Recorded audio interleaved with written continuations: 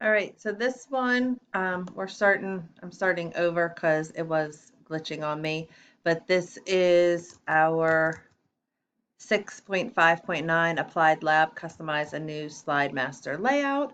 So the first thing we're going to do is go into our Slide Master and we are going to change our color to yellow orange.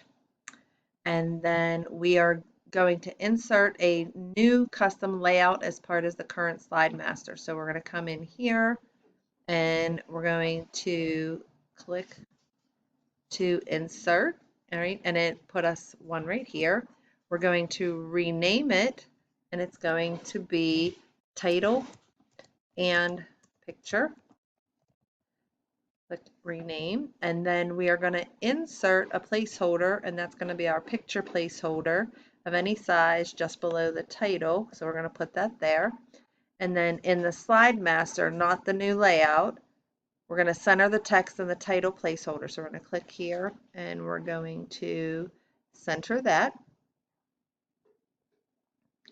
And in the upper right corner of the slide master, we're going to insert an image. So we're going to come up here, insert pictures from this device. And we are going to do this one again.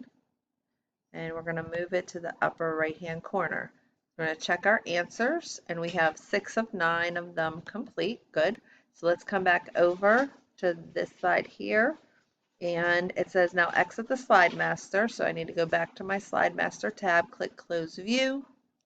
And then on all slides except for the title slide, display the following information. So we need to go to our headers and footers, and we want the slide number. And in the footer, we want it to say Democracy, DMOCRACY, in America. And we don't want it on the title slide. And then apply to all. At the very end of the presentation, we're going to insert a new slide. So we want to put our cursor after slide 6, insert a new slide, and we want the new slide to be our new title and picture slide that we just created.